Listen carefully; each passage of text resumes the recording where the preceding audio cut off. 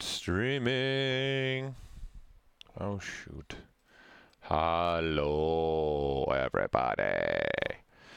Back. Da-da-da. Da-da-da. Da-da-da-da-da. Back in the stream. This is my horrible AC/DC now. Why not? Go with it. I did. All right, everybody. We're live in effect. It's been a while. Been pretty busy. So, welcome. We're off and running here. So we're looking forward to having a little fun with everybody today. So this is just beautiful what I've already started here. Just gorgeous. Gorgeous. So I want to, you know what? I was going to throw some stuff out there. I think I'm going to do a little bit of this. I'm going to put this up to the webcam here. This is part of a Gundam. So this is the striker. You know, I got him right here. Right here. I thought, you know, maybe I'll have some fun making some pieces of him and see what we can come up with here. Hi, Joanne. Hi, Seema. Hi, Floss. So I was thinking maybe I'll do some of the parts here. Specifically, I really like what's happening through here in these booster engine parts. I think I'm going to focus a lot on this. You know, and probably get this wing, you know, play a little bit with that wing, and really look at this piece as a whole. I'm going to show you the way I kind of like blocking this out, because obviously the hardest thing for hard surface, I think for most people, is organically, like I got here, right? We can just grab this guy, you know, we can switch to the move brush and we can really start forming it and shaping. Now he's a crying face. The crying game. So hard surface is a little more difficult to do stuff like this, right? So you got to really, I kind of see it as a chess game. You got to be looking at moves ahead to figure out where you're going to go, because, you know, thinking about, you're looking at this piece, you got some, you know, intake and outtake in the back here. So you got to be thinking about, how am I going to make all of this inside of here, right? And then how am I going to do all the little the cut lines through here, right? How am I going to make all of that? So you got to be thinking, what features might I use? What features might I not use to kind of get to the end result that you're trying to get to, right? So I like to take the idea of organic, where we've got subdivision levels and we can work fast and push and pull some things around, and it's kind of like clay. You're just moving around, muddling around with the sculpt and getting to your end result, right? So hi, Yoda Glow. So I want to kind of give you the idea of what I like to do. So I'm not gonna use Sculptris Pro for this. I'm just going to start blocking out and thinking about how I'm going to do this. Hi, Johard Werewolf. That's a cool name. I like that. Yep. And then by all means, feel free to throw questions at me, and while you're rocking and rolling, we'll go at it. What do you got, Hannibal? Hit me with it. Okay, so what I like to start, you know, seeing this is what I'm making. This is pretty much, for the most part, forget about the cannons right now, right? Just the general. I want to try and get this general shape here as quick as possible. So I'm just going to use a cube and go at, it. So I'm going to use my initialize state here. I'm a big fan of just, you know, grabbing this cube, and then we've got that cube. Now, when I'm doing some hard surface, I never work in perspective. And then I'm a big 3D printer guy. I love to 3D print my stuff off, so I never have perspective on when I'm doing hard surface or if I'm planning to 3D print something, because I'm going to want to snap to exactly orthographic views looking straight at my cube. It's just what I'm going to want to do. It's my world, and I'm sticking to it. There, happy little trees. Happy little trees. What's the problem, Hannibal?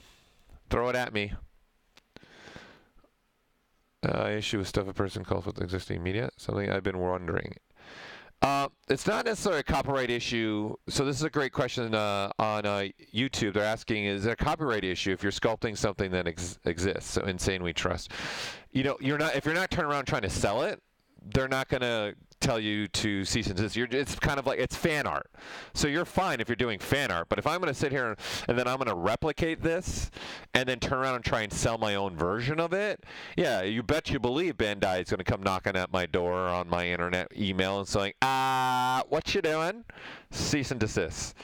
I have a Form 2 printer, and then we have a MakerBot printer here, which is great. I printed in an X-Wing. That was another project that I'll probably never get done. If I ever did it, it was going to be like something like 30 inches by like 36 inches. And I did it on just an FDM MakerBot, and it actually turned out pretty awesome. In fact, here, let me grab some pieces real quick. Hold on. Since we're talking about it. Let's see. Yeah. Here we go. Oh, yeah, this is perfect.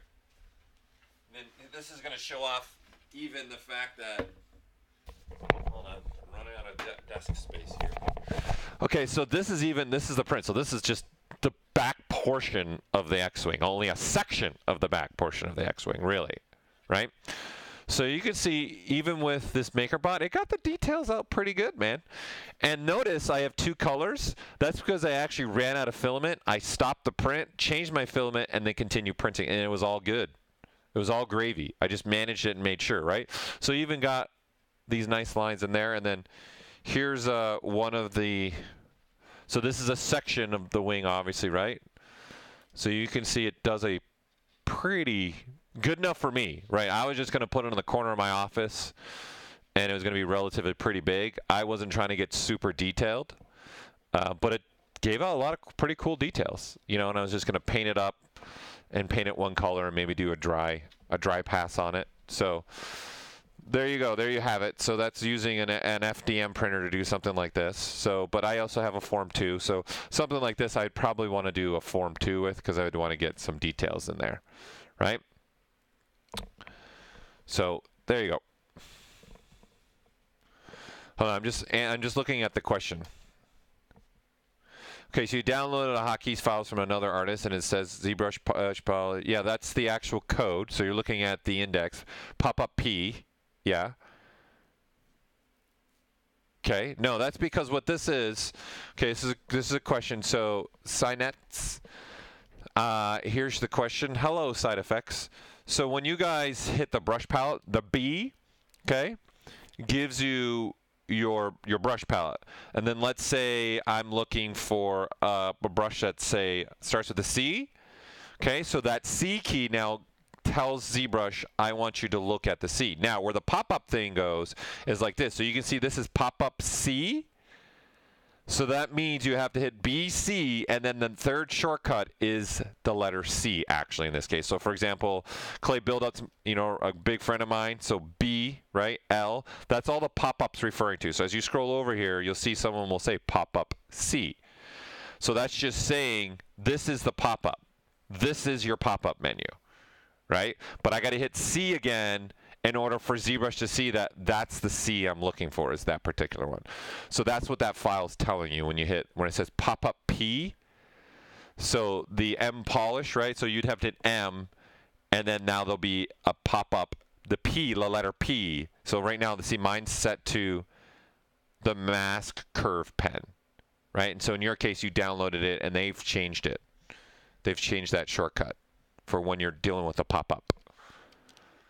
Cool. That answer your question there for you?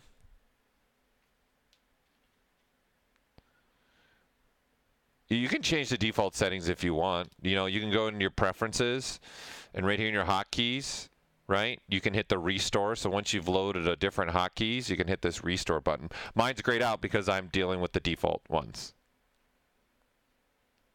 All right? So that's a way to get back to your default. Right? And, you know, it'd be safe for all of you to save out your default hotkeys, so you always have one. Just save it out, default hotkeys, and you've always got that file. You know, I do that kind of stuff too in Lightbox. I'll put, like, see a Z-sphere. So whenever I want to load a Z-sphere, I just double-click on this project, or I'll make a tool and put a Z-sphere tool always there. So I always got that. Clicking on that, you're off and running. Okay? Cool. So moving on here. Okay, Hannibal, hold on, has another question here. I'm just reading it. I have a superhero character sculpt who has a tattoo that glows when he uses his powers. Nice. It's The Rock and trying to make a tattoo sleeve that wraps around his arm, neck, and chest. It's been impossible. Why? Because I need to be able to own tool illumination, glow, and keyshot. Well, I would, for that, you know, I'd lay out some UVs, right? And then have the image laid out based upon the UV layout, and then use that image as a masking. Then you could create real geometry if you wanted to. And then you could use that geometry inside a keyshot and assign a light to it, like a emissive light to it, and then that'll glow for you. That would probably be that would be an approach you can do, or you can just use the same thing, lay out a UV, right? So, right, because once you do here, let's we're getting down to Questionville, which I like it. Okay, so as an example, right, if I take this guy, right, and then I want to, let's say, UV master it, okay, and then I'm going to say work on the clone, all right, and then now I'm going to say let's protect his face, because the front part of his face is kind of important. I don't really want a seam to go through the front of the face if you don't have to.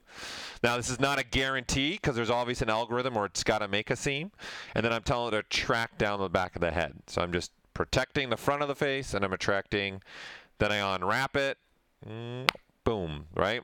And then if I flatten, you see there's my UV layout. Great job, perfect.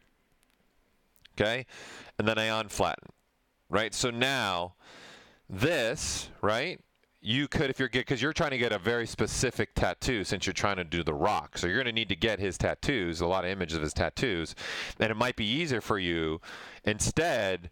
Think about it in this sense, right? You're going to be like this inside of Photoshop if you wanted to, and you can lay out the tattoo this way if you wanted to, okay? Now, I'm not going to do that because I don't have time to go into Photoshop, and I don't have The Rock's tattoos and everything else like this. So the concept idea here that I'm trying to give you is let's just use this now. Well, in fact, here, let's copy the UVs. Let's go back to the original model, bring it down to the lowest level, and then paste those UVs. So now this is on the version that's, you know, nice and clean. So that has the subdivision levels. So let's give it some subdivisions here. Maybe that's enough. All right, we'll go RGB. Let's color fill this with white. So I got the white color selected. I'm filling that. I'm going to hit the V key for victory. Okay, and then that's going to make it be black, right? So then now I can start painting on this, right? So now we got several ways now to go about this. So I can start painting, right, and say this is a tattoo that's going up my guy's neck, right? I don't know. It's going to be some kind of tree tattoo. Just there. Go with me. There, yeah. Happy little brushes. Right? You get the idea here. So I'm painting with black where I've filled it with white. And what I can do now is use this black as a mask. Right? So I can go here to masking. All right? And I can do a mask by color and mask by intensity. So if I turn off the painting, right, we switch back to white, you can see there's a mask there now.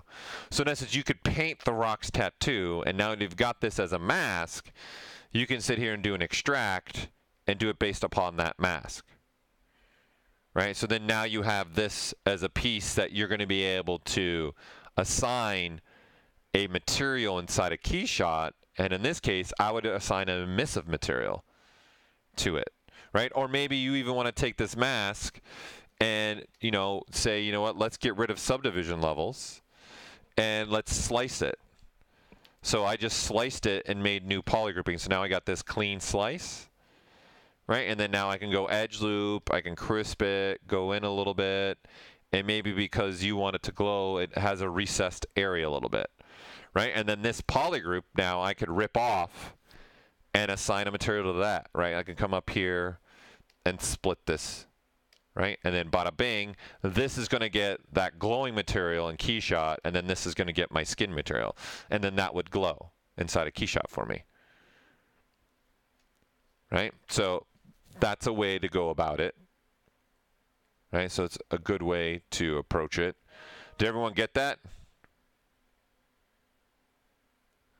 I know that was fast, but all I did was I did the shortcut. I'm sure some of you might not even know the shortcut that I did here. So I'm going to say, let's do another quick little masking. Whee! Say something like this. Now it looks like a guy running. Woo! All right, so we got something like this, right, where I've drawn out what I want, and then I've actually sliced based upon the mask. So it's like me using the slice brushes, so I get a nice clean result, right? And it gets a new polygroup. So what I'm actually doing is I'm using the shortcut to this edge loop mask border, which you can see is Control-Shift-E. Okay? And then now I click that, and then boom, there you go. And then now this is its own polygroup that I can do whatever I want with, right? And I can even, you know, do a little insetting here. I can, if I want to, I could do a panel loop instead. And then now I got that, right? Or maybe I want to do an inner panel loop and panel loop it inward. So now I get this. It's kind of got like a ridging going on there. There's just so many things we can do. So many things there, right? So it's, you know, I see ZBrush as a cake because I'm a fat kid too. And I'm just layering certain features on top of each other to get to a fast result to where I want to get to. Okay? So things like that. So as far as I saw the stuff where you're talking about remeshing, Z-remeshing, and if you are getting any spirals, which you really shouldn't be getting many spirals at all, because that was an update we did a couple years ago. We really eliminated the spirals. There are going to be some cases where you might run into a spiral.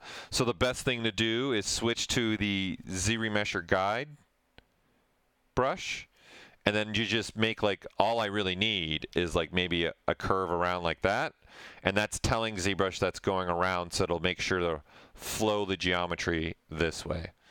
Like, I've personally, in my work, I've not ran into spirals much at all anymore.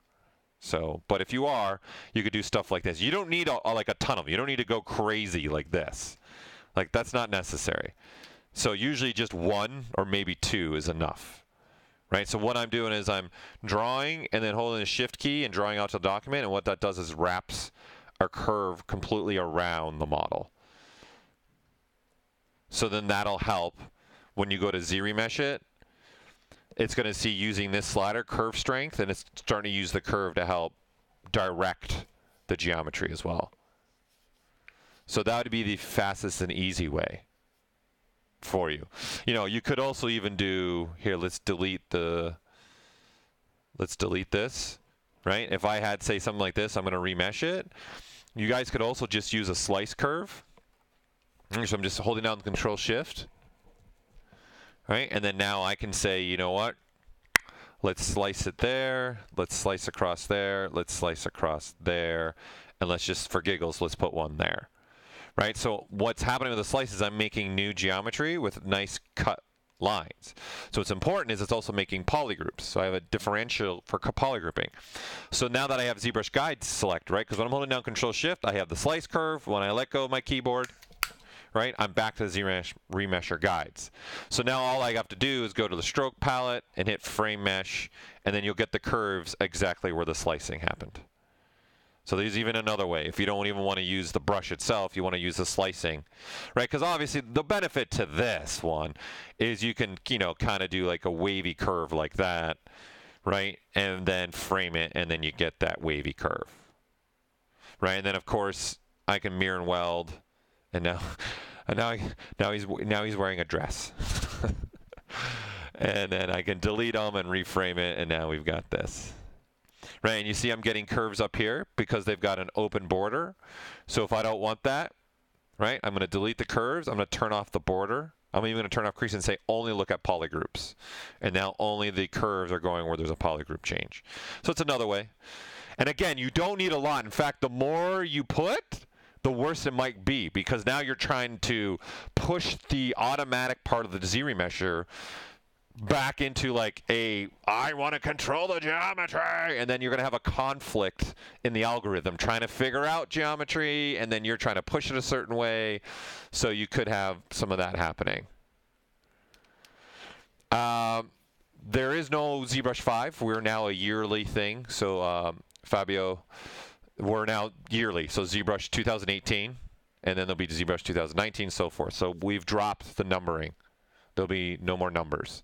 So in essence, you're getting ZBrush 5 as we trickle out here. And unfortunately, I can't say what we're working on for future features or what we're in the middle of working on right now, unfortunately.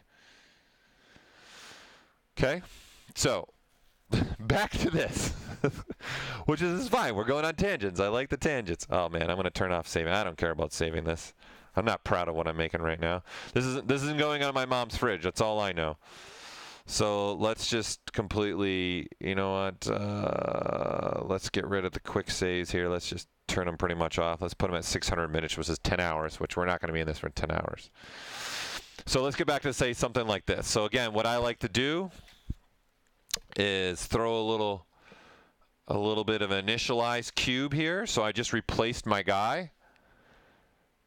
Right? And then, I've spilled the beans, but not the ZBrush beans. Okay? You can change facial expressions with morph targeting for sure. You know, let's just answer these questions. I like this. You guys are throwing the stuff at me, and I'm liking it. I'm catching it. We're putting it down. We're answering the stuff that you guys want to know. So, you know, facial expressions. Really, the best way to do this is using the layer system. That's really the best way, right? So, because you can only save one morph target per subtool on one subdivision level. So that means is I'm sitting at level 3 now with this guy, and I hit this store morph target. That's the level it's stored at, right? So if I went up a subdivision level, you can see I no longer have the morph target capability. All I can do is delete it and then make a new one again. Right? So if I start manipulating my surface, right, and I just start saying the move, which by the way, since we're talking about move, you know, you have this capability, yes, right, which is just straight up move, and it looks like he's got a why so serious problem, right? So it's pulling away, right? This is just free-flowing moving, right? He's got a ruler in his mouth, right? And then, of course, if you hold the Alt key, you guys can move along normals, right? But there's another way to also move this, which a lot of people aren't aware of. When you click, then hold the Shift key, you can see the difference. See, it's trying to move along the actual surface. So again, I click and then hold the Shift key, and you can see it. This is great for you can see it's starting to make some like the wrinkles in there. So I can actually, you know, divide down and start smoothing this out. Let me put the smoothing on. Right? And then now go up maybe. And you can see, and then I know that is going along. I got to laugh at the laugh I'm making right now. So going along the surface there. Okay? So that'll allow you to do that. So the problem here is if I want to get back to the morph state, I got to walk down to the level, right? And then switch to my morph brush and then morph it back. Right? But it's only available at this level, right? And then when I walk up, I can update things. So instead of using the morph target, you can just use the layers. And then the benefit here is I can actually change things on any subdivision level as well. So if I click make a new layer, right, and then I want to switch to the move, right, and then start moving things, and then we'll use the shift one, and yes, he's very happy.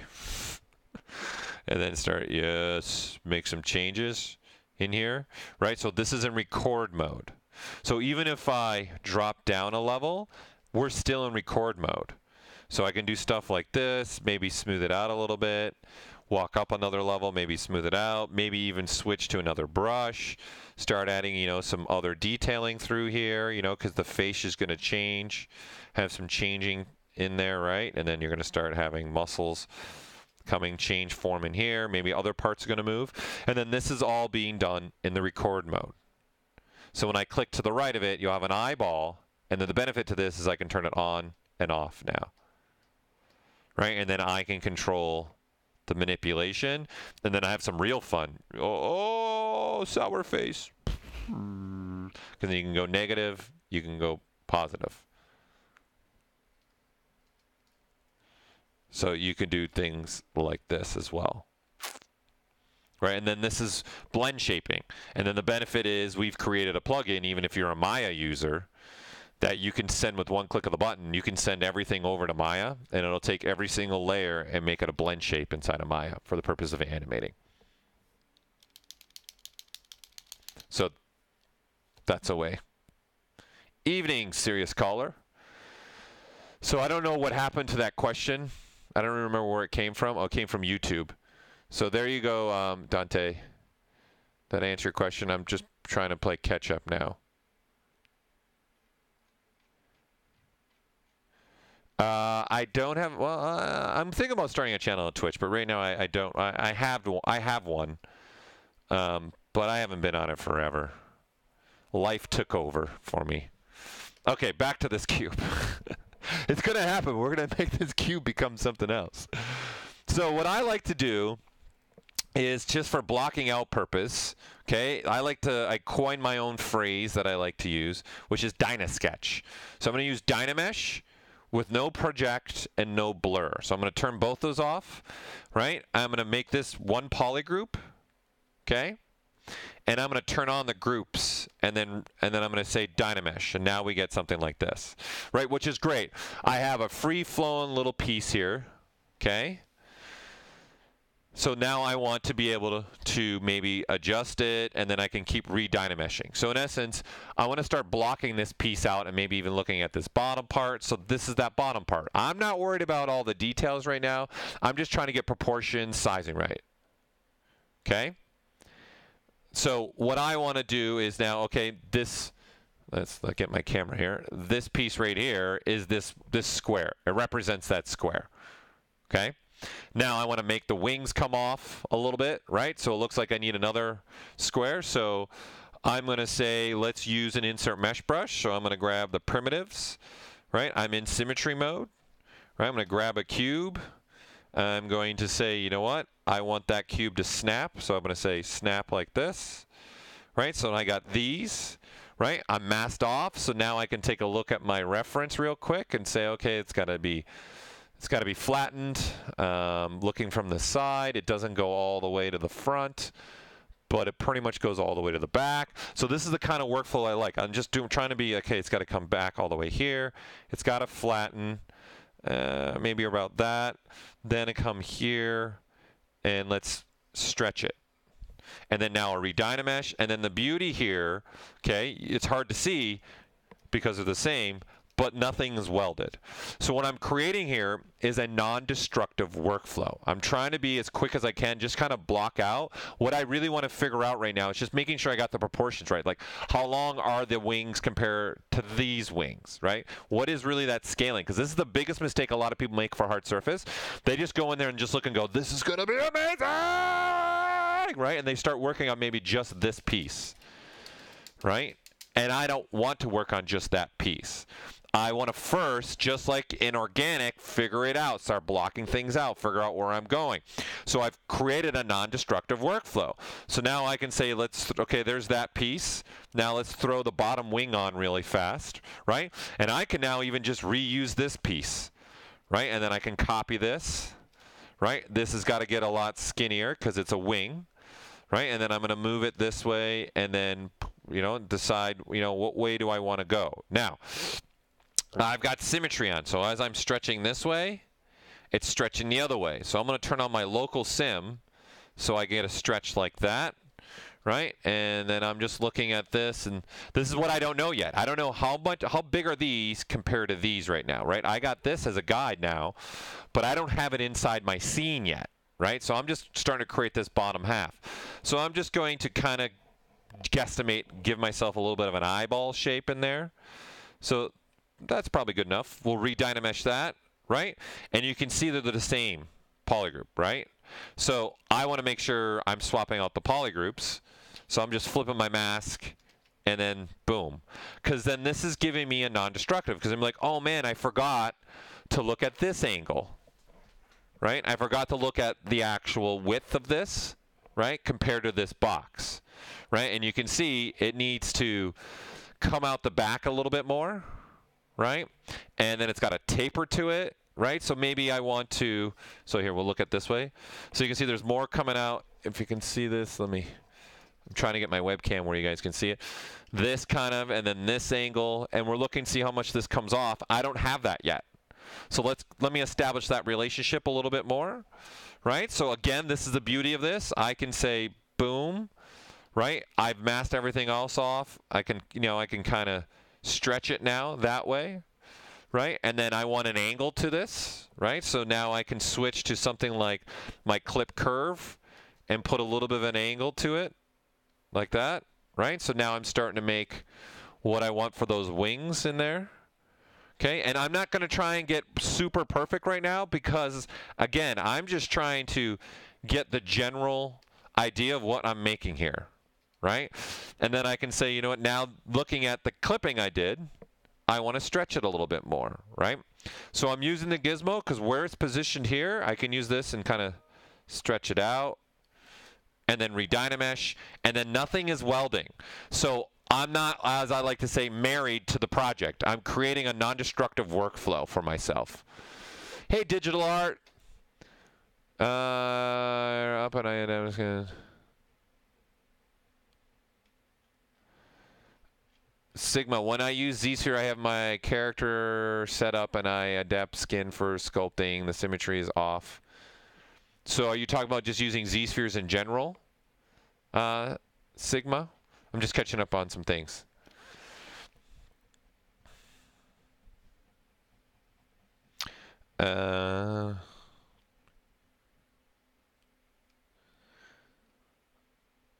These are, I have my character set up. You're just using Z-spheres. It's probably because you're not in symmetry mode. Let me get this going and then we'll come back to that, okay?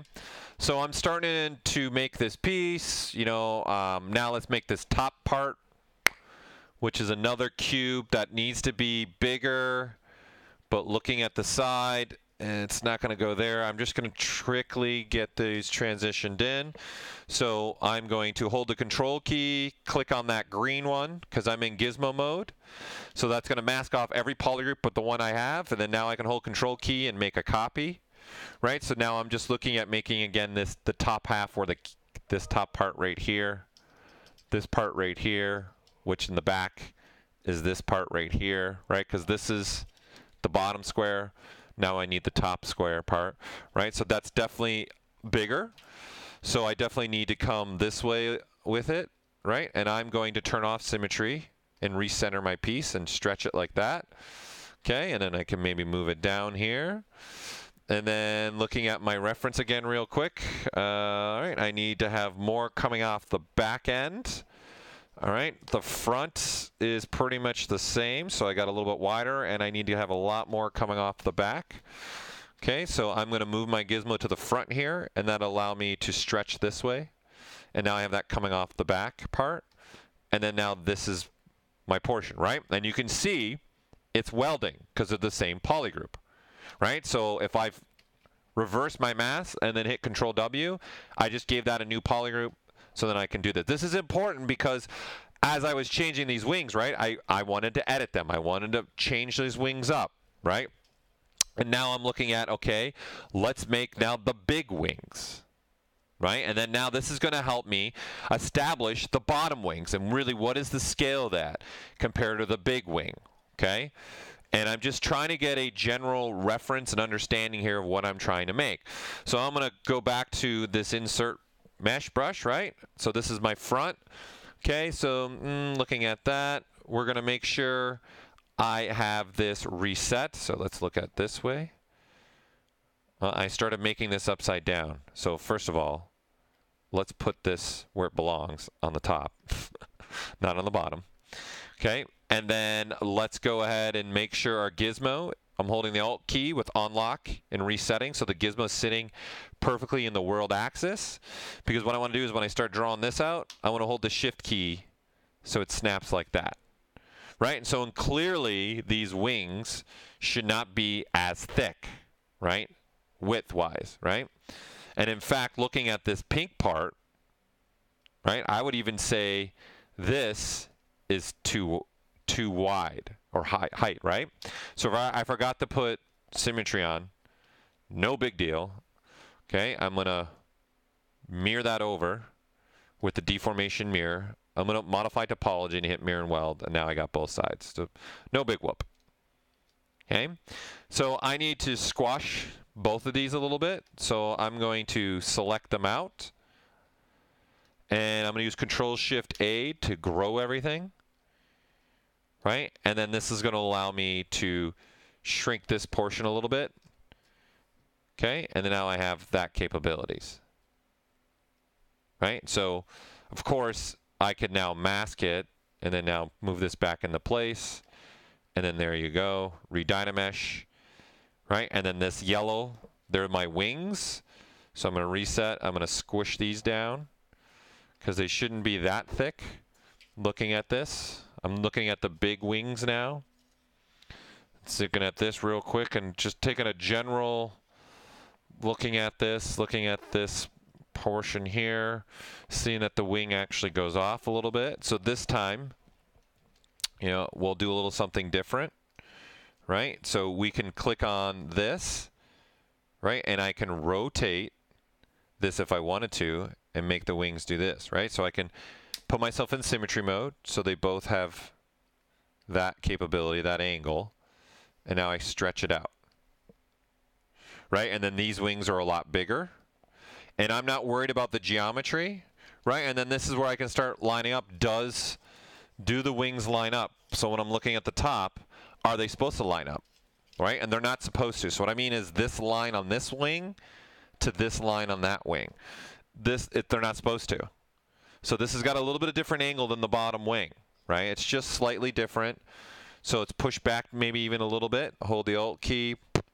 You know, I'm going to reset that, push it back a little bit, even like this, right? And then maybe stretch it out now, so I get an angle like that. Okay, and then now looking at this, I want to start tweaking the shape even more, right? So I can even hold the Alt key and do this and stretch this way to the wing, right? Because I'm just, again, trying to get a general, where do I want this to sit in space, right? And then start manipulating this where I want this to actually sit. Maybe I want something like that. That's what I'm looking for. Maybe bingo, and then redynamesh, and then now I have this portion happening.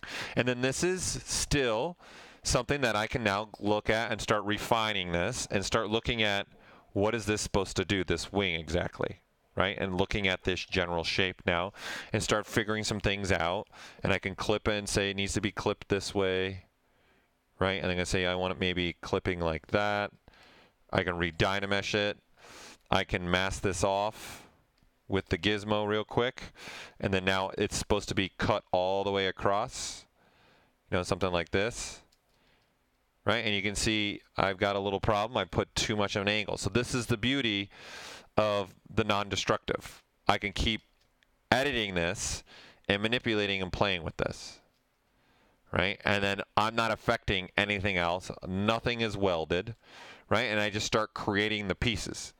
Right, and then of course this yellow one is on can be swiveled up and down on the carrot. Right, so it's more sitting like this. It's sitting something more like that, right? And then this one is also sitting on a pivot and pivots down a little bit more like that, right? And then we start getting a little bit more of that general shape.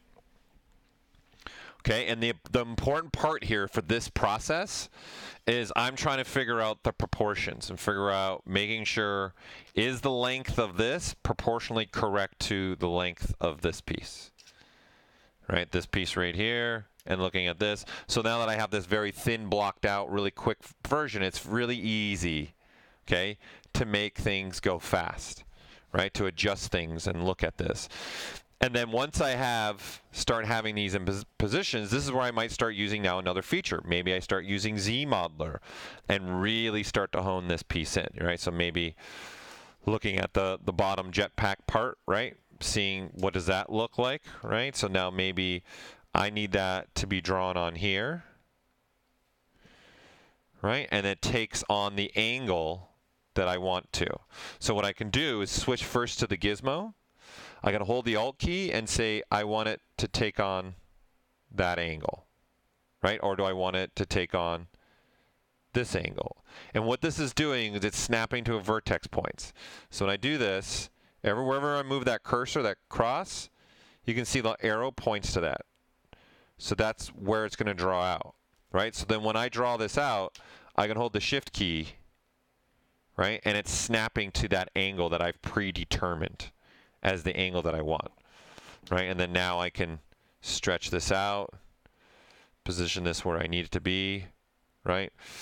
Taking a look at how these sit, right?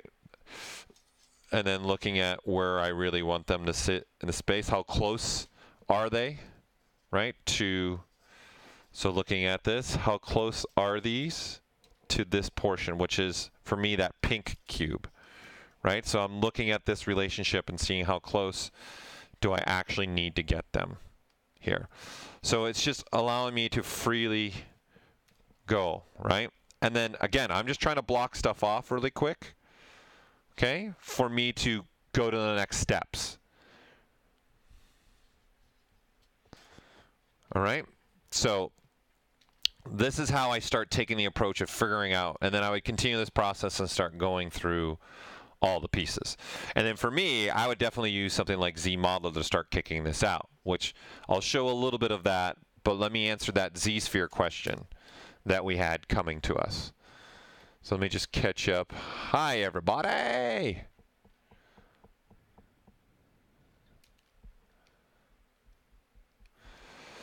Yeah, I will show you could you show the way you use new ZModeler inset proportional option? Yeah. Okay, so the Z-sphere one, okay? If you're using Z-spheres, one of the cardinal rules that I always tell my students when I'm teaching is one of the very first things you should do is turn on symmetry, because you want to work symmetrical, right? And this is probably what you are running into.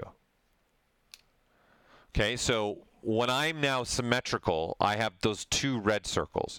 So the benefit to this is when I start coming to the top, you're going to see it start switching to a green at points, right? That means you're sitting directly across symmetrically from each other, right? So this is going one direction, that's going the other direction. They're going to be, so if I click, they're sitting symmetrically across from each other, right? So what I can do then is coming into the top, you're going to make one circle. So that means I'm clicking this, and I know that's sitting directly along this y-axis. And then the beauty of this is when I switch to say something like move, I can only move up and down. Like I can't take it off the axis now. And this is the biggest mistake that a lot of people do is they come out of symmetry mode. Well, now I can move that Z-sphere off the axis a little bit, right? So then as I start now processing this, I switch back to my draw, right? Look for maybe right here is good for me, maybe for a hip. Hips don't lie. And then there's maybe a leg, switch to move, pull it down, right? And then switch back. Throw another Z-sphere in there, back to move, start putting in this. Starting to look like an ostrich or something, I don't know. And then come up here, maybe these are some kind of shoulder arms. Let's make it have like a bird-like look to it. And then start going to this. And then I'm working symmetrically, it's happening on both sides. now it's looking like a chicken. Just go with it, people, just have fun. Right? And then now you got this. And let's throw a neck on it. And again, see, I'm getting that green circle. I'm drawing that out. Again, I'm looking for the one green circle and drawing that out. Right? And then I start manipulating this. Right? And then when I hit A, okay, by default, you're going to get a Dynamesh. Okay? So what that's doing is we added in for R8 the capability to now turn your adaptive skin directly into a Dynamesh. okay, which is beneficial because I can start sculpting this. We can put ourselves in a Dynamesh mode and go forth. Now, I don't want that, so I'm going to hit A, and I'm going to turn off the Dynamesh resolution, and now click A to turn on my preview, and you can see I'm getting that symmetrical line, and then everything is symmetry. So if you're getting off symmetry, this is going to be one of the first things that maybe you did wrong. You turn off symmetry, number one. Okay, and then that's what's causing that. Number two, what can cause that is if you switch to rotate, right, and you start rotating these, right, you can start making some weird geometry, right? So here, let's see if we can rotate this Z sphere, right, and hit A, right? I'm gonna see if I can I'm trying to even make it happen now. Let's see if I can turn on symmetry and hit A. See, now you're getting an unsymmetrical line. Right, because I rotated it just a bit. So the only time I rotate things when I'm doing Z-spheres is when I want to rotate the chain like this. See, I want to move this arm, right? So if I have symmetry on, I can move these arms, and I'm rotating the chains is what I'm doing. Right, I'm not clicking on the Z-sphere, I'm clicking on the chain. And this makes things a lot easier to rotate. And 1, and 2, and 3, and 4, and 5. Right? But even if, don't worry, even if you've messed up, right, and you've got this as your geometry, okay, you're going to make yourself a skin. So you make a skin, right? And that's going to create a new tool there, right? So you're going to click on that. And worst case scenario, even if your symmetry is off, you can use mirror and weld to get it back. So here I can delete this and click mirror and weld. And then if it was off symmetry, it would change. So here, let me put some stuff off symmetry here so you can see what happens. Actually, let's go the other way. Okay, and what I'm looking at is this red line, which I've modeled him backwards. Right? So whatever's on this side gets deleted. So what happens is this gets deleted. We take this side, flip it over, and then weld it all together, right? But we do it all with one click of the button, mirror and weld. So even if you got your symmetry off, mirror and weld will give you symmetry back. You'll have that nice symmetrical line down the middle. Okay, does that make sense?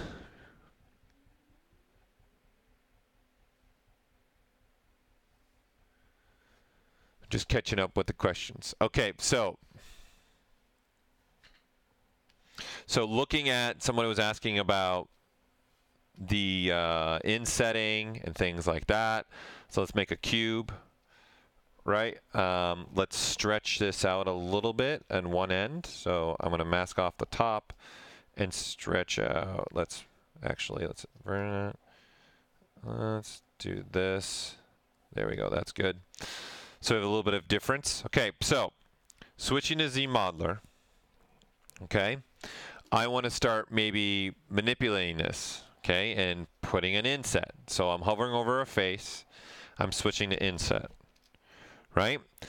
And then now I want to start drawing this out, right? And start drawing this out. And you can see when you have something that's not a perfect square, you're not going to get the right amount of distance equally around it. See, this one's pretty much equal distant. This one's not. This is skinnier on the either side than here. That's because this is more of a rectangle, right?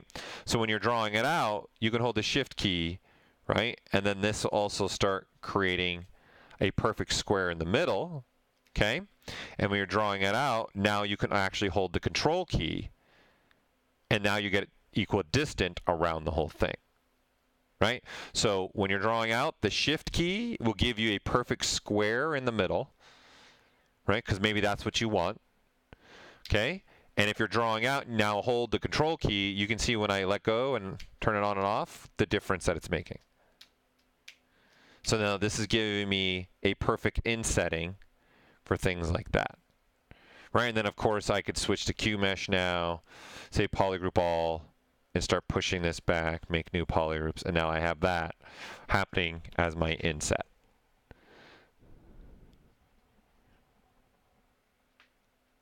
Okay, so I forget who was asking me about that. I think it was someone on YouTube.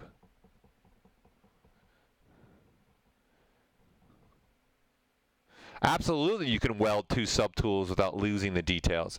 You betcha. You betcha you can. What's everyone going to say right now? What's the best way to do it? So let's see. Here, let me see if we can. I'm trying to think what I could grab.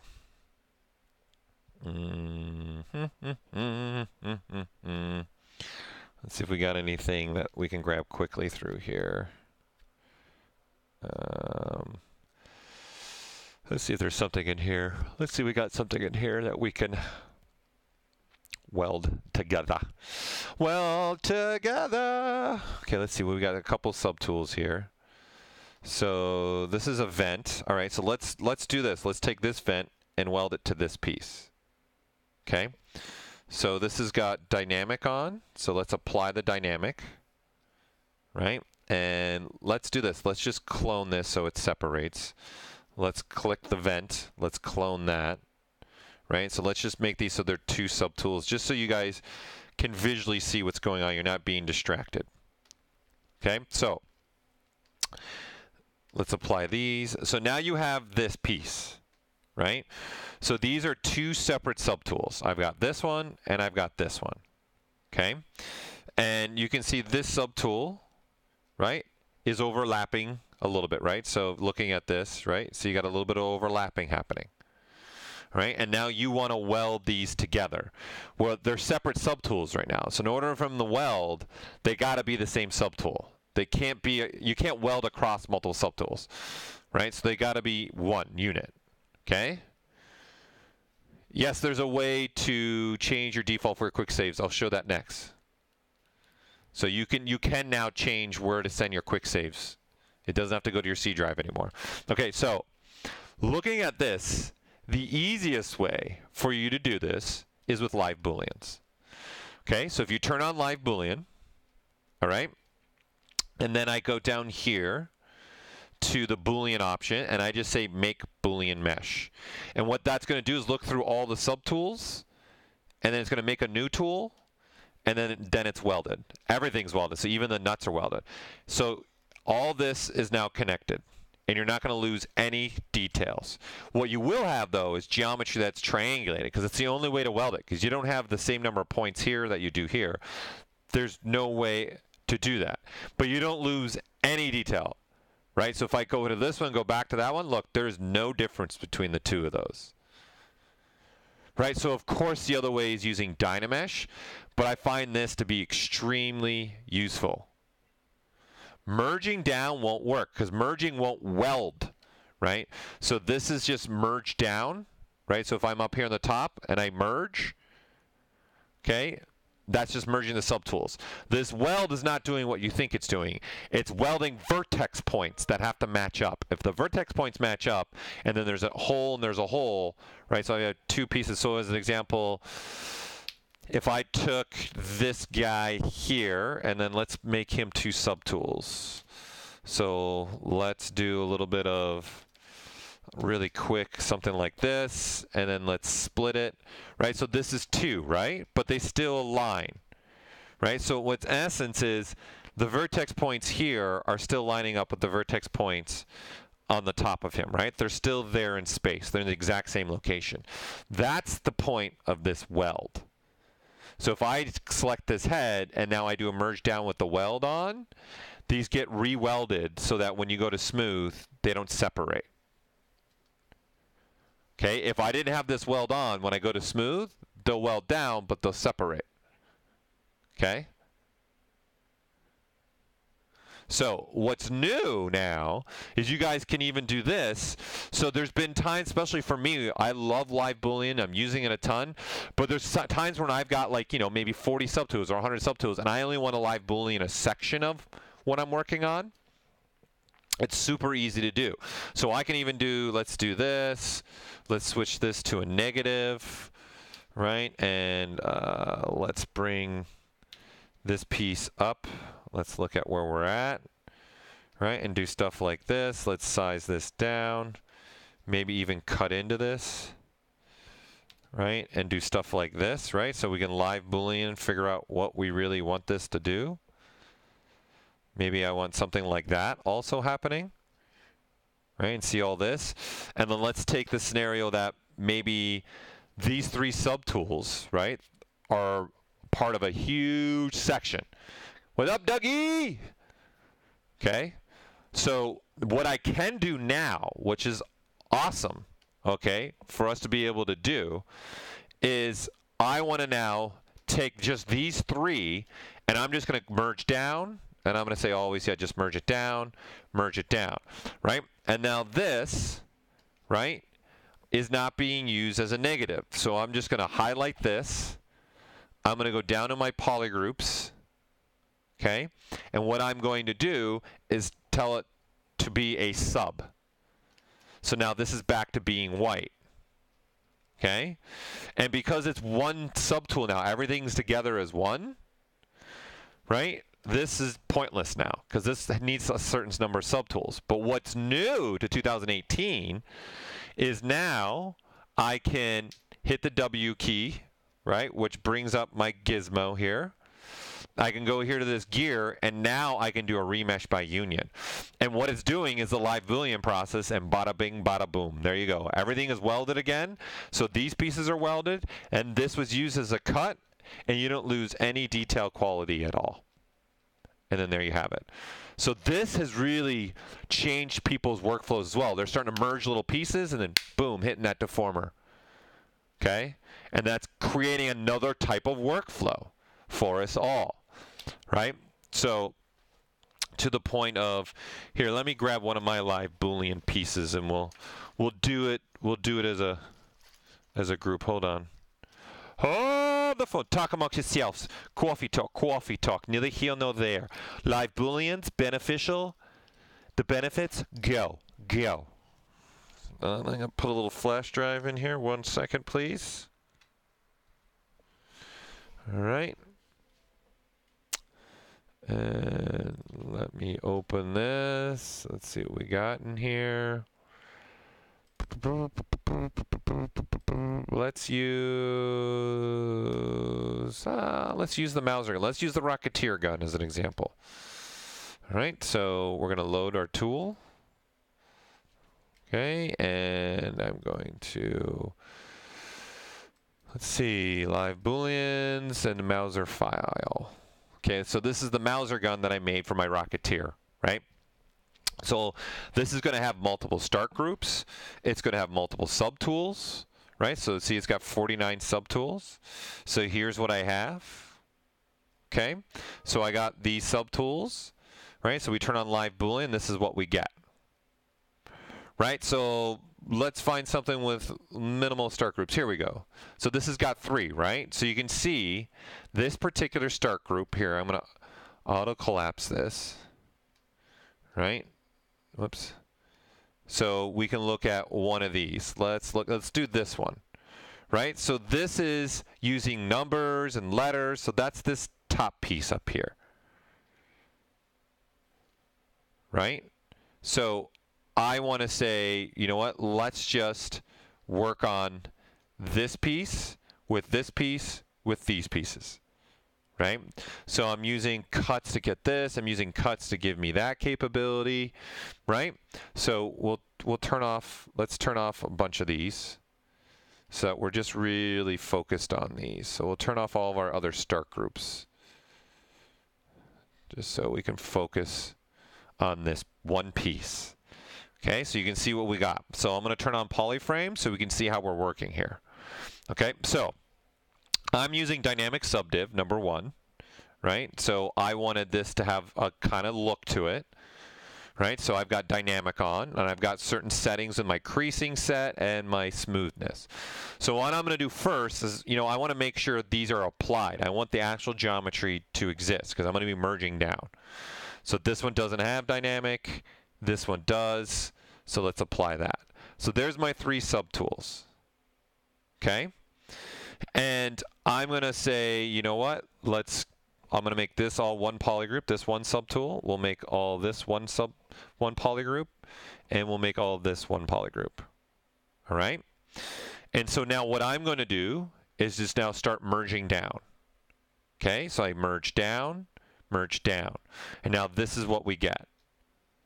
Okay, so this is clearly not what I wanted. But now I can say, you know what?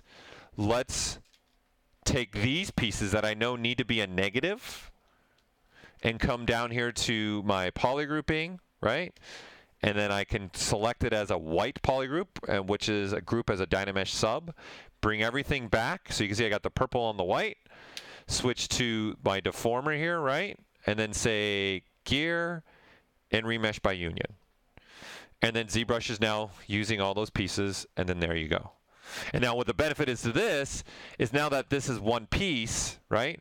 Maybe this is now becoming the part of another start group, right? So I want to use this as kind of like a negative. So we'll turn everything on again, right? Well, we don't want that. And you can see even for this gun, I did a little Dynamesh blocking out so I can get my proportions right. That's this top one. Right? But now the benefit here is I've got now all these cuts and these negatives, and now with live Booleans, I can turn this into a negative, right? And I can start manipulating this and have this be a cutting piece, right? So now I can start doing whatever I want with this. So it's cutting into this front piece, so we're going to move that out here and start manipulating and playing this.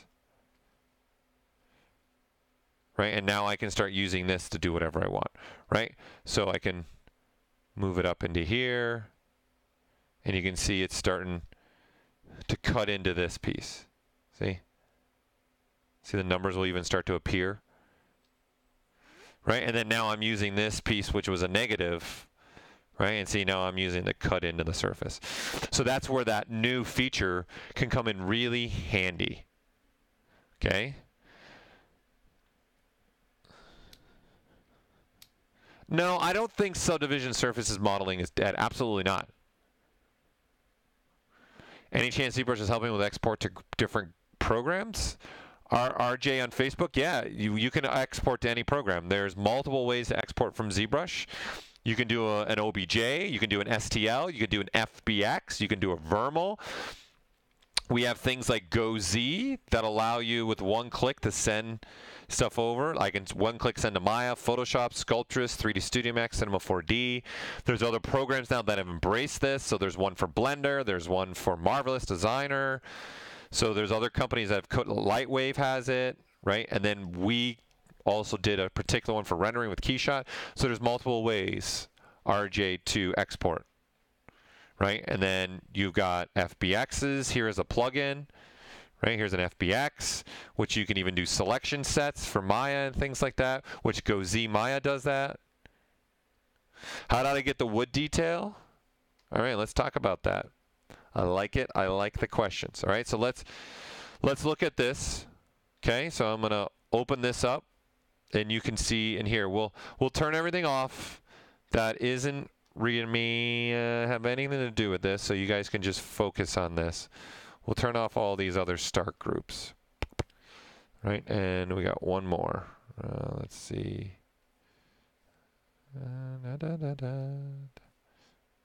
No, right now I have. Okay, so I have that piece, okay, in here, right? So you can see this is just live Boolean. So I first started here, we'll do this. We'll do solo. So here's the piece, right? This is just, again, look at it. It's just simple geometry. All it was ZModeler, right? And then I'm getting that look. Now to get the wood grain, I'm using surface noise, right? So there is a noise, right? In here, so I'm using the noise plugin. So if I hit edit, right, you can see there's a wood actual noise. So that's how I'm getting the wood grain. Okay, and then going down the list, this is being used to cut in to give me the ridging. So I'm using this as a negative. This is being used to cut in so I can get the screw, and then there's the screws.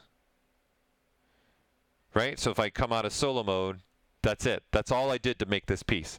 It's not anything crazy. It's not rocket science. And it's all ZModeler. Okay? Are you guys making a caliper tool to measure proportions? It already exists. that's been there, Hannibal, for like 6 years, 7 years.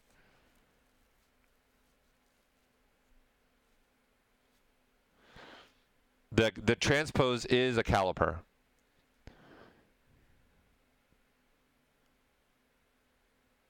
You can rotate on a fixed axis if you want to. Right, so here for an example, and then I'll get to the question how I'm turning everything on and off, because there's multiple ways. So if I look at this, right, we can do something like this. We can use Mr. Scale Master, which was a huge, huge piece for me, right? And then I can say, you know, how big is the one little screw that I'm working on? So instead of that, right, let's make a new bounding box subtool. And it's going to look at every single subtool, and it's going to create a new box. And of course, this is also based upon, okay, the live Booleans. So there is bigger pieces because I'm using, you know, other pieces to make my live Boolean, right? So an example, if I turn on transparency, so you can clearly see it's not all the gun, right? So I'd actually have to create the gun to do this. So in essence, what I've done is created a bounding box, okay? And now I can say sliders, update subtools, and this is what it's saying, the size of it. So what I'm going to do is I'm going to set my scene scale. And now ZBrush is asking me, how big is this item? Is this 0.23, 0.71, 1.6 in millimeters or inches, right, as an example? Okay, so I'm going to say this is inches, so it's a pretty tiny gun, right? So now what this has done is just converted this scene that I'm working in right now into the world of inches. And you can see it switches to inches and it goes to that. And now I can go to any single subtool. So I can go to this piece, right? So we're just looking at this piece, and I can hit sliders updates, and then there's the measurements in inches. Now the beauty of this is when you switch to the transpose line, right, this is now also being set to inches. Okay, so now you have the capability to pull this out, and you can see there's little dashes and then there's a big dash, right? So in the transpose units, you've got major ticks and minor ticks. So I can say give me 10. Right, so now I've got 10 minor ticks. So I can go 0.1 inch, 0.2, 0.3, 0.4, and 0.5. There's a half an inch. Right, so I can actually figure this out and go from, and because this snapped from point to point, I can actually snap from one point to another. So I'll turn off dynamic so you guys can really see what's happening. So it snapped to that point to that point. So in essence, what is the height of this? Boom. Boom. And then the height is given up here in the top left corner. So this is 0.1737 inches. And this is happening because I use the Scale Master to set my world scale. And because I use Scale Master to set my world scale, we automatically are adjusting this transpose line, okay, to do that. And now the great thing about this is we can even use this to resize. Because, like, you know, we can say, okay, that's ridiculous that it's this tiny, right? So we can update size slider. I'm going to say all, and I'm going to say in the Z, this thing actually needs to be more like, I don't know, 8 inches. So the ratio's there. And then I hit resize subtool, but I have the all on. And now this is going to go through every single subtool and resize them twice. It's going to resize them to the correct size, and then it's going to resize to the great scaling factor for perfect for ZBrush, specifically for like dynameshing and things like this. So you can see it's all changing the scale. So while it's doing that, I'm going to go through my questions. Big question for Hannibal. Are you guys okay? I just answered that. Okay, it's Jonathan from YouTube. Also, how do you get back the behavior where clicking the eyeball show for activating subtools turn on resets? Okay, I will show the activation subtool. Yes, there is a plugin called Caliper Master too that you can get for sure. That is a great plugin to use. It's been shared by Pixel Desire.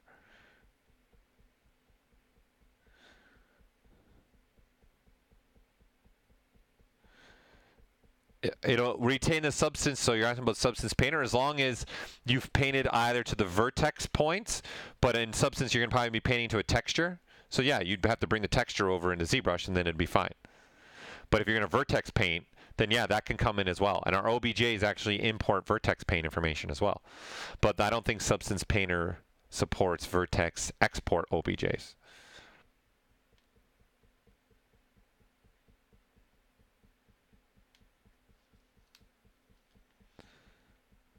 I'm just going through the questions. How can you use backface masking feature for mask classical and mask? You can't.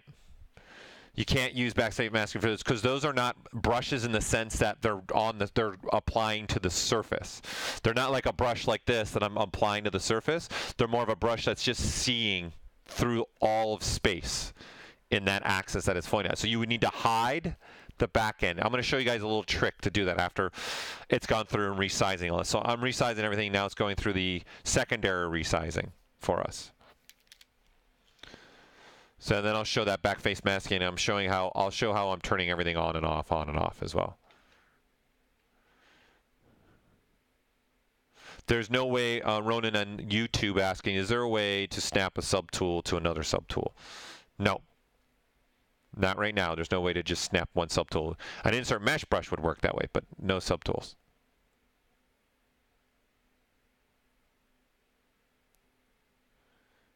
There is also no way, serious caller, to bind specific shortcuts to any of the deformers. There's no way to do that as well.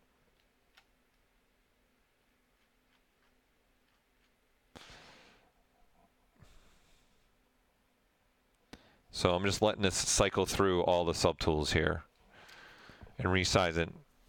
Because what it's actually doing, it's doing a ZBrush scale unify as well.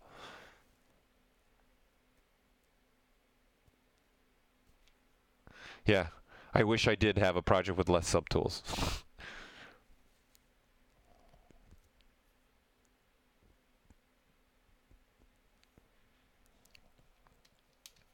Going through the process here, and I've used this a ton for all the toy work that I'm doing a lot of. It's been really good. Very handy, extremely handy plugin.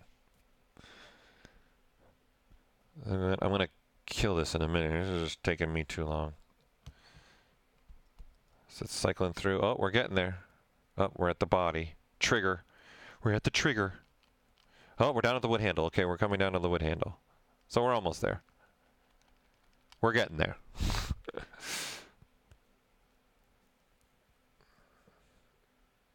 There's your screws. And now the safeties part, and then the bounding box is the last subtool. So we're almost there. We'll let it finish. There you go. There, done. Now this is resized, right? And then now, right, if I take my transpose line now, right, you can see this is 8 inches, right? And you can see more of the notches. So it's a great way to resize things. Now, how am I turning things on and off as a group? Okay, so number one, I've turned on auto collapse. So when I'm dealing with live Booleans, okay, this off has all your start groups just open. When you turn this on, it closes all the start groups except for the one that you're in. So it's kind of like a grouping system together, right? And then if I click on the start, it opens that start group and then closes the one I had open. So all you do is you click on the start, and then that start group opens and the other one automatically closed. So that's what I was doing, one thing. And then the other thing I was doing, when you guys have selected subtools, right, you can turn off a subtool on and off, right, with the eyeballs. But what I can do is hold the shift key and click on the eyeball, right, of the selected one, and it turns them all off. And the only thing that stays on is the selected subtool. Because ZBrush has to have at least one subtool on. It can't show nothing. Right? So, again, turning on the eyeball on and off. So I can hold the shift key. I can turn them all on at once, turn them all off at the same time. Okay? Yeah, Kevin Dillon, I do mostly, a lot of times I do a lot of hard surface stuff. I do have organic pieces, but I get hired a ton to do hard surface because also the narrowing of how many people are doing hard surface, you know, it's not as such a big competition as compared to like organic. Let's face it, there's a lot more people doing organic than hard surface, right? Overall. Okay, so that's how I did that. So the other question that came up that people were asking, that should answer your question. The other question that came up, Alejandro, I saw. What was the other question before I go to Alejandro's? I'm forgetting it now. Going on a blink. Oh, the masking. Yeah. Let me show you the trick, and then Alejandro, I'll answer yours. So the question came up about the masking, right? So let's just switch to a different tool, and let's switch to a different material. I don't want to look at this anymore. Okay. So when you guys are using these maskings, right? Masking lasso, masking perfect circle, that's not actually a mask. That's touching on the surface like this. Right? So that's why backface masking doesn't work. You're not actually touching the surface. So ZBrush doesn't know you're not interacting with the surface. So when you're doing this, you're not actually interacting with the surface.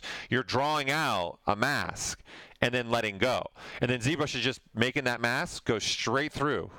Right? And depending on the angle you have this model, that's what's going to happen. It's going to go straight through. So if you don't want that to happen, then you should do stuff like this. And see, I just switched to my selecting brush. And then I can do this, and then now do the mask, and then bring everything back. So when you guys have a masking brush like this, okay, you notice I'm not holding my keyboard now. If you tap the control key, you can actually, switch between the mask the masking brush you've selected, and select rectangle. So I don't actually have to switch my brushes. I'm doing it live and holding the Alt key. Obviously, whatever's in the red gets hidden, and now I can mask till my heart contents. And then I can bring everything back. And yes, Control-Shift tapping on the polygroup, okay, gives you that polygroup. Okay?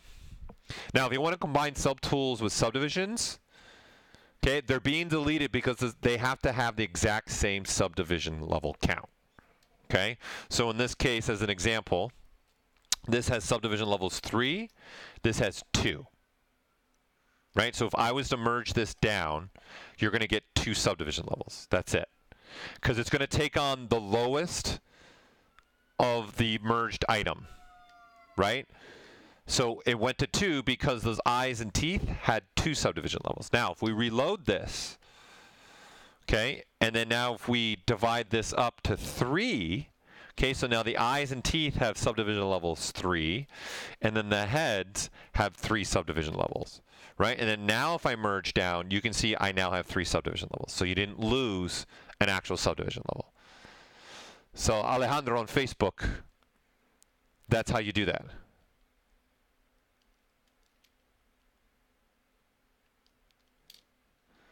So you got to have the same number of subdivision levels in order to do it when you merge down.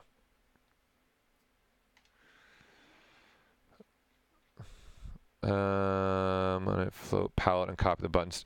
Is there a way to make it a floating palette for Subtool Master? Actually, there is. So in Subtool Master, okay, when you launch it, right? You can actually, in essence, rip this off, and then now there is a floating menu. Okay, and now you've got this menu that you can do whatever you want with. Right, and this is a plugin, so you can rip off the buttons out of the plugin and put them wherever you want. But that's how you would get a floating menu. You click on this button here. And I don't... I hit multi-append, and right now hold on, sorry, my browser's open.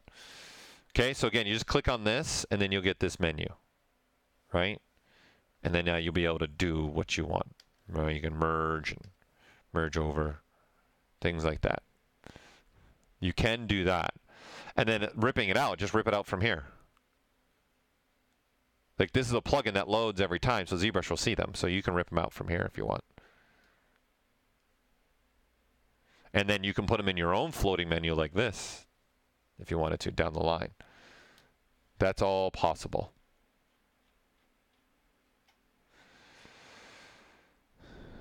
To a single subtool, which, wait, oh, sorry, just reading a question on YouTube. No, Fabio, there on YouTube, there's no folders right now in ZBrush like you have in Photoshop. Is there a way to get symmetry just in a single subtool, which is away from the world axis? Absolutely. Dante, so that's a great question. So when you guys have something like this that's off the symmetry world, right? So when you guys go to use symmetry, oh, sorry, change the color, right? You can see here, we'll grab a brush, right? You can see the little dot, right? It's way out there in the no man's land. Okay, so all you got to do is turn on this LSym, which stands for local symmetry, and now you can see it's symmetrical. And this will work for mirror and welding, and it'll work for many other features as well.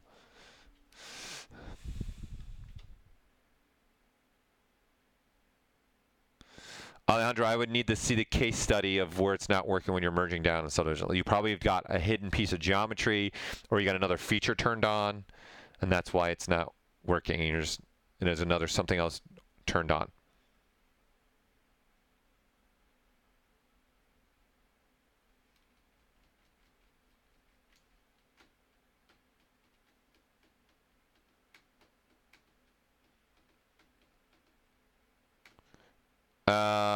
Gregory, yes, there are a lot more people definitely doing hard surface inside of ZBrush.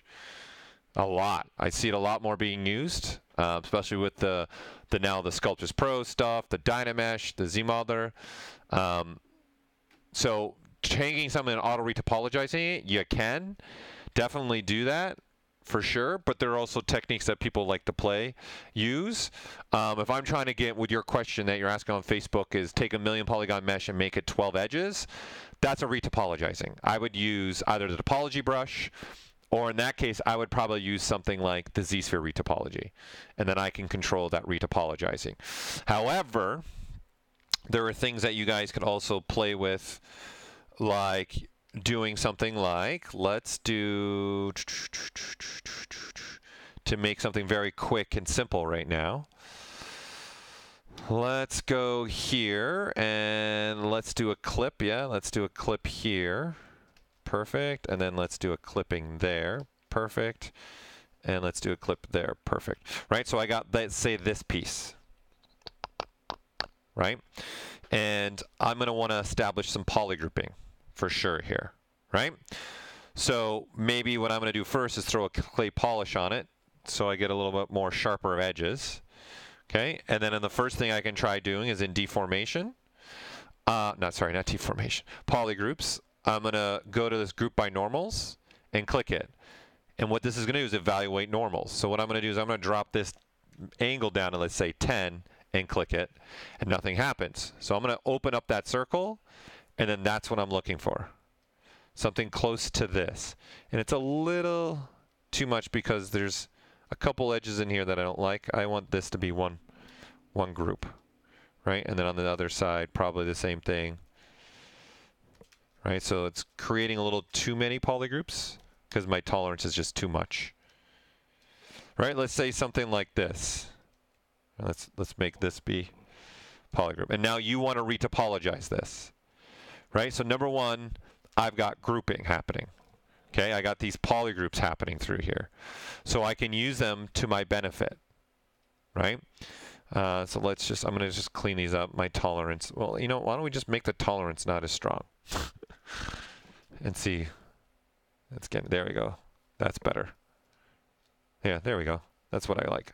That's what I want. Right, and I'm going to do a merge stray groups. Perfect. Okay.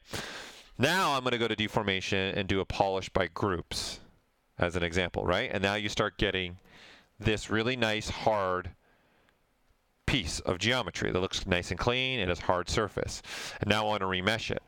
The best thing for me to remesh is I'm going to come here, okay, to Z remesher, and I'm going to turn on this keep groups and knock this slider all the way down, okay, and now remesh it, and let's see how low it gets. And then there, this is how low it's getting. Right, and then you can delete edge loops here wherever you want. You could even, if you want to, try remeshing, see how much lower it can get. Right, so you can do this, you can do a half, right, and remesh this, and see the groups are gone now. If you keep the groups on, then it'll just keep remeshing. So you could do something like this to get down to another level, right? And that's just keeping groups on, right? And then I'm saying what target polygon count am I trying to get to? Right? And then this will start remeshing this. Now, trying to get to what you're asking, to a low, low, low, low, low, low, like this automatic retopologizer, it's pretty incredible what it's doing, but it doesn't have a low, crazy cage capability right now. Right? So this is something where I would switch up and use a Z-sphere retopologizing. So I'd come in here, go to my rigging, select this, select the piece, and then edit my topology. Right? I could make sure symmetry is on, right? So in the transform, symmetry is on. And now this is just a point, you know, I can click a point here, click a point here, right? And then come across here and start clicking a point here to here if I want to, right? So this is just drawing out, okay, geometry. So I'm clicking here to here, right? And then maybe go from up here to here, right? And see, now I'm drawing a face out. And then I can come here, down to here, cross there. And if I want to add an edge loop point in here, I can do this, right? And then I can switch to move and move this point there if I want to, move this point there, right? And then when I'm making an adaptive skin without Dynamesh and turning my density down, this is what I'm getting. Right? So you could definitely use something like this. Right? And then, of course, the other ways to start manipulating this is using the topology brush, right? And because I have polygrouping, I can go here and hit that frame mesh, and now I already have curves where maybe I want them. Right? So this definitely, I want to make that one polygroup to fix that curve. And it looks like I got double polygrouping here still. So let's fix that. Right? And everything else looks good. So reframe it, and then there you got all these. And now all you have to do as an artist is just draw across. And it'll make the geometry now. Right? So as you're drawing from one point to another, it starts making the geometry. And you're starting to build this up. So I turn symmetry off. Right? And then now wherever they meet, you can see it creates a face. Right? And then I can start here and start drawing through like this. Stuff like this. Right? And you tap, and then you'll get the geometry that's being created. And then I undo. And then you can even have thickness. So when your brush is bigger, it'll have some thickness to it. So stuff like that. So there's a lot of crazy techniques like that. Project it on another object. What is the best way to do this? So you had a plane, it details some things on it, and now you want to project it. The best thing would be you would turn that in Yoda Glow, turn that into a VDM brush. Specifically, if it's a plane, as long as you didn't change, if it's like a plane like this, right? And then you've sculpted on this, right? And done crazy stuff like this, as long as you have not changed the geometry, you've not gotten away from the grid pattern that's in here, right? And even if I divide up, I can do all this and do all that, right? And then now you can grab this. So I can switch to say something like the Chisel 3D, all right? And it's going to have all these. I can just go to Brush, okay? And then I say From Mesh, and then there it is. And then now this is part of the brush, see? And now all I'm getting is only the sculpted part. And I'm even getting the undercutting. That's how I would do that. With your plane question, if I had a plane from, you're in Twitch right now.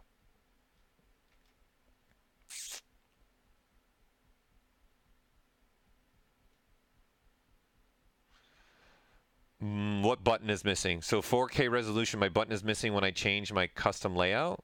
What button?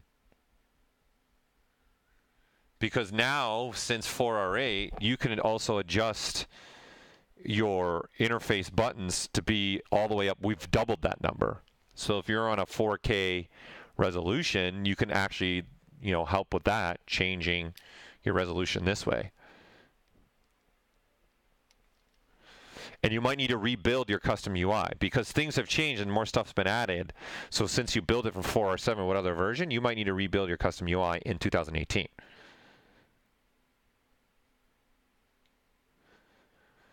the best way to project high-res geometry to a low-res geometry is using the project all.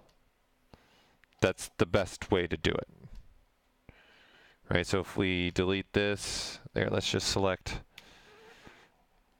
another head, okay, in here, and let's duplicate it, and then let's say this one's got some of the sculpted detail on it, right, something like this, maybe like doing this, right? So this one's got sculpt on it, this one doesn't. Now what you do is you select this, we'll turn off this. I only want the two subtools, so I want my target, and then this is my source. And then now all you do is come down here to project all, and you hit project all.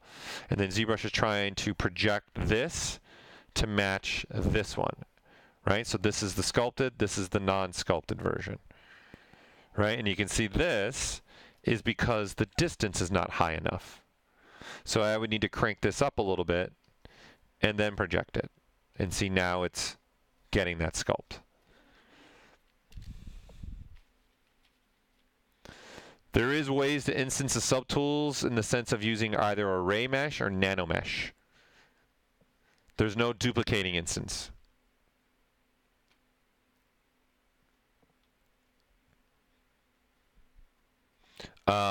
Fusion 360 mesh is a problem. That's a CAD program, so you have to convert them to quads or like a mesh, because it's CAD programs aren't using by default like geometry. They're using like curves and lofting surfaces, more of a nerve system. So you got to convert it to a quad based out of mesh Fusion 360, a Fusion 360. So that might be what your problem is. You're just exporting like a CAD based file, and ZBrush is not going to accept a CAD based file. I haven't looked at Fusion 360, so unfortunately I can't really give you the ins and outs of it. It's been a while since I even opened it and looked and worked in it. So yeah, setting the default hard drive. Thank you. That was the one we were missing. Okay, so to do that now, all you guys have to do is tell ZBrush that's what you want to do. Okay, so you can go in your users, okay, public documents, and then you're going to look for your ZBrush, right? So I've got ZBrush Core, I got ZBrush, I got a full version of ZBrush, I got ZBrush 2018, this is ZBrush 2004R9, this is ZBrush Core 2018 and ZBrush Core 4R7. Yeah, so you guys most likely only have one of these. I've got 4, right? So you probably want this one, ZBrush Data 2018, and then there's a text file right here for scratch disk, and then a text file for your quick saves. So all you got to do is open this, change the drive you want it. You don't even have to put a folder. You can just change the drive. So you can erase all this and just say you want it in the E drive, and then just save that. And then that's it. Then just go File, Save. Okay? And then that will save your quick saves to that hard drive that you wanted to go to. YouTube question. Hi, Paul. You're using Lightbox Noisemaker? I use a couple of them. I actually created most of those, so I guess so. So a lot of these noises in here, I think I created most of them for fun when we were coming out with Noisemaker like 7 years ago or whatever it was. So yeah, I have used some in here for sure. It's nice to be able to just quickly cycle through these really fast and see which ones may be working on your models and which ones aren't working on your model. So it's definitely nice to be able to have that. And then you can add your own.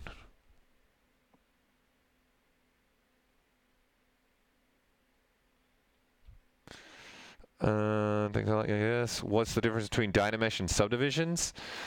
Dante, Dynamesh is about having equally distributed polygons, and there's certain rules. So in essence, you can do whatever you want to the mesh, and it'll retopologize on the fly.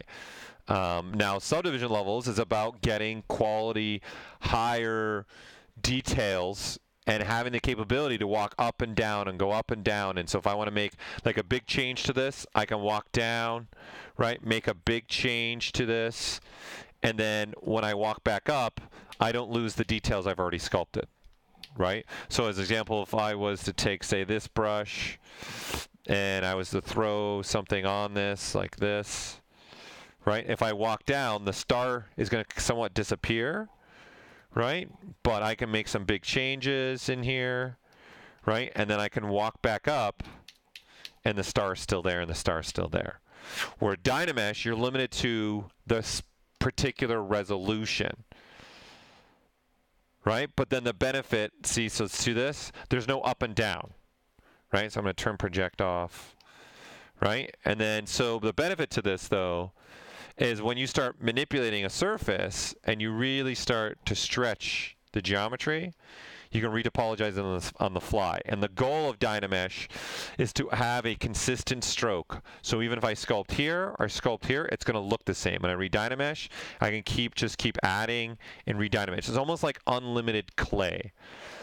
But there's no way to walk up and down, back and forth nonstop.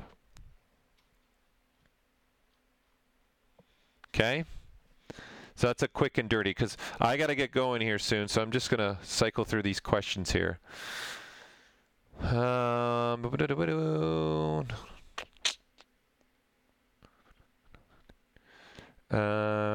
independent meshes. It doesn't matter if they're two independent meshes. The geometry doesn't matter when you're using project all.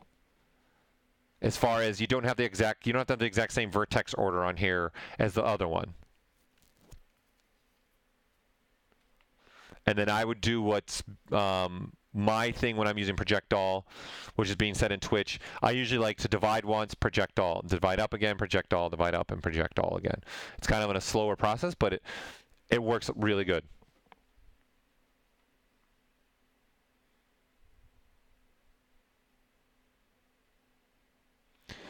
Depending on, for the Dynamesh, you can keep cranking your resolution up, and you can get very detailed and very, very quality high surface stuff, right? And this is what people used to use a lot for hard surfacing as well.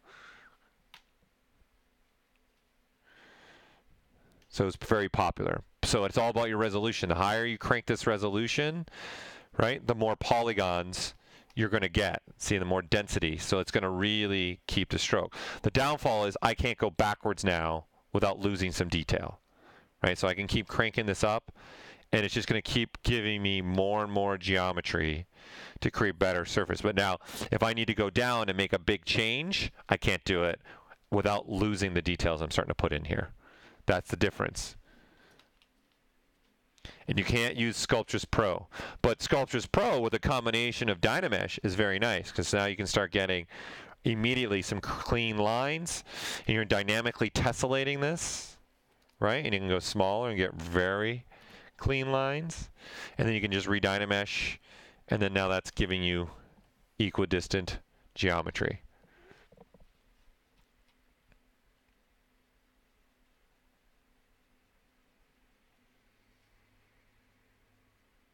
Yeah, absolutely. There's a way to create a 2 by 2 by 2 and export as an FBX to the game engine. If you want, sure, you would have to use, again, Scale Master would be the best way to do that.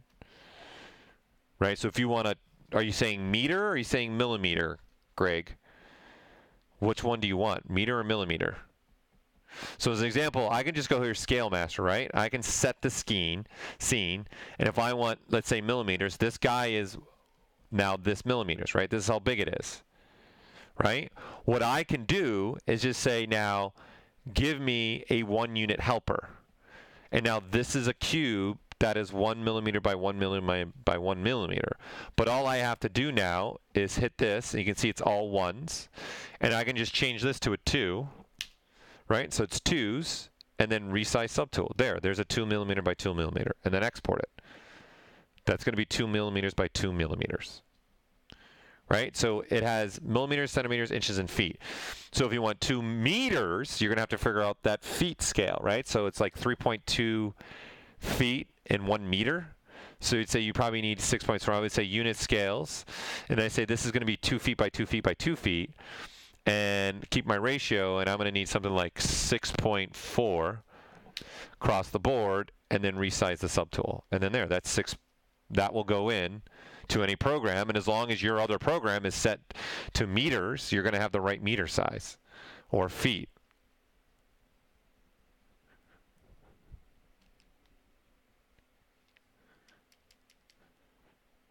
You have to change you're talking about this? No, it's always going to pull the folder. You can't change this thumbnail. Because what it's doing is when it makes the save, it's taking a screenshot of the document and creating the thumbnail. You can't change that thumbnail. So even if you change the folder system, it's still going to create the thumbnails for you.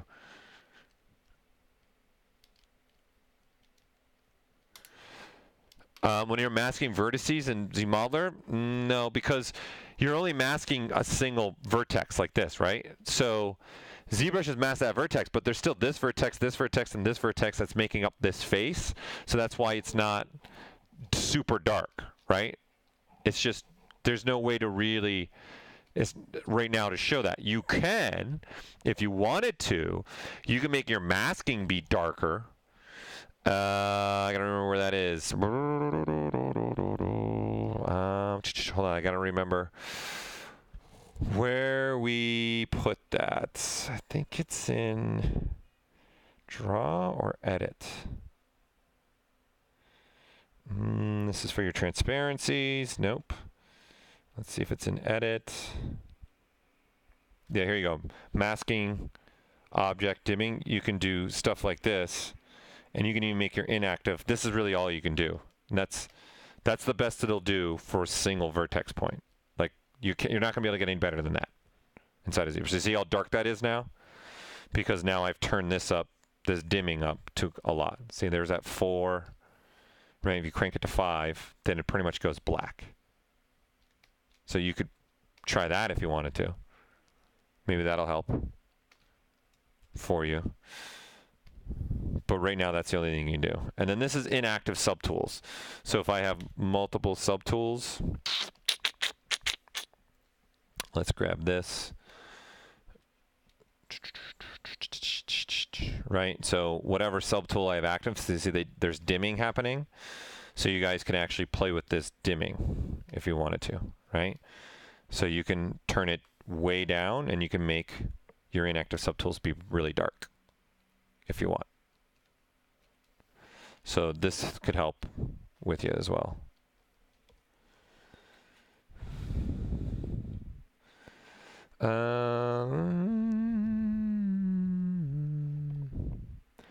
How do you open the mouth on the basic demo female? Yeah, I would use, it's a great question. So open the mouth is this, as long as there's a mouth sac, right? So you got a mouth sac in there. I would just use the move topological. So you got this brush, and then this will move only the upper lip. And I have Sculptures Pro mode on right now.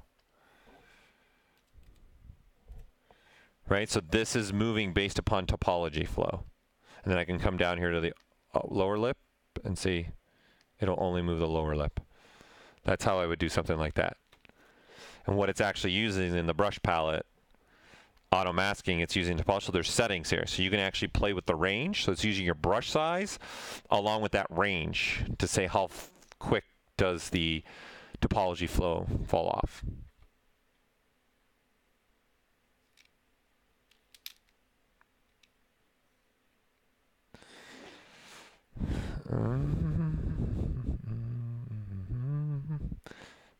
Smooth groups. So you want smoothing in the normals, you mean? So there is now, in the export, there's now a smoothing of a normals for OBJ. I don't think he added it. There are smoothing levels right there in your FBX. And then your smooth normals amount right here. So you can do that.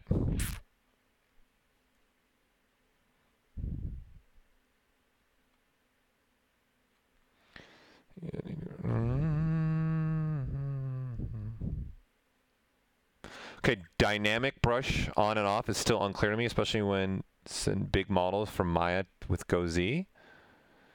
Well, first of all, make sure you're using the most recent GoZ. We updated GoZ in the last version. It was completely rewritten from ground up.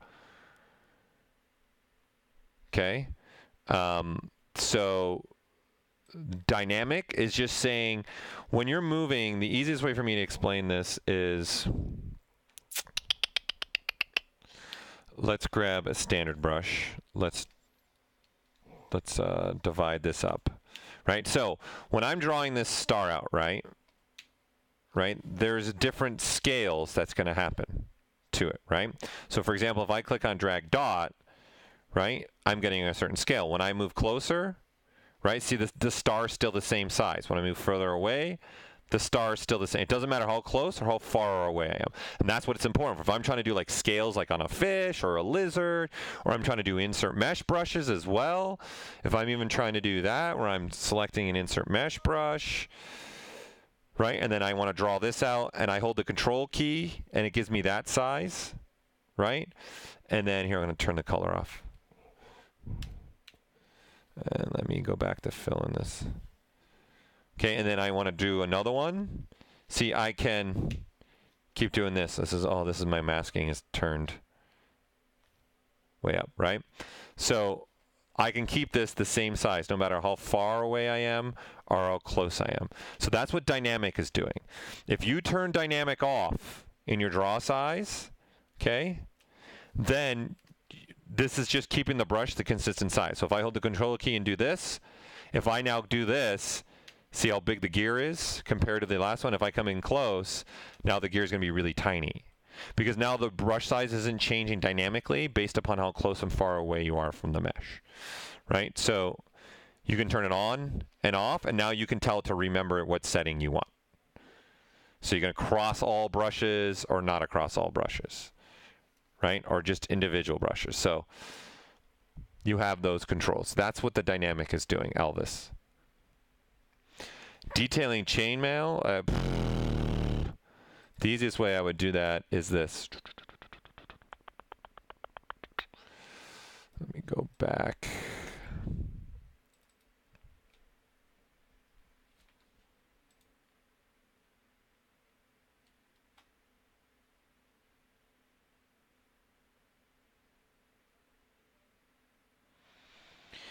So something like this, and then yeah, once it's a nano mesh, you guys can do whatever you want. So here's how I would do chainmail. So there's my chainmail, right? So this is just, in essence, all this is a cylinder, right? And I'm using nano. See, that's all it is, right? And then the nano mesh is giving me that. So if we look at this mesh, this is what I'm using.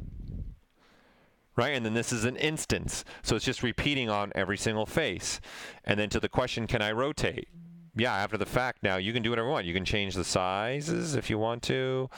You can rotate along any of the axes that you want. You can go nuts. So obviously, I didn't want to rotate these. So, because that's what I wanted. And then I found the perfect size for me, which was 0.7. And then now I did a variation here. And then there you go. So this is how I would be doing this. And then, so after doing it, you can definitely play with all the nanos. Unfortunately, we're out of time. I got to get going because I have to get in another meeting. So thanks for tuning in. What a wonderful comeback. Yeah. So ZBrush's default size is millimeters. So keep that understanding. If your default size in Maya is centimeters, right, you're going to have that difference happening.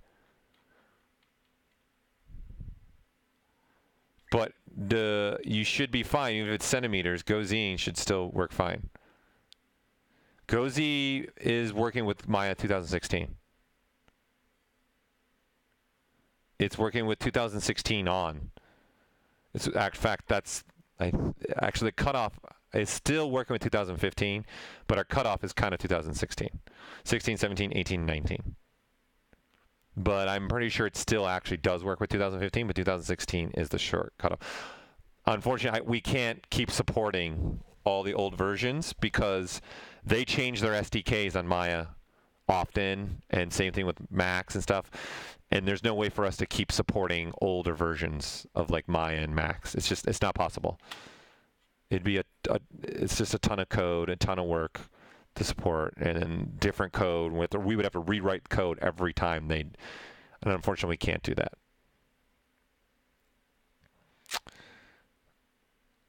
All right, thanks for tuning in, everybody. Hope you learned something. Okay, have a blast. Have a great week. Great to catch up. Glad to be back. Hey, Brendan, you were in here? I'm sorry I wasn't able to catch up all the names. All right, and I appreciate everyone tuning in. Have a wonderful evening. Peace out.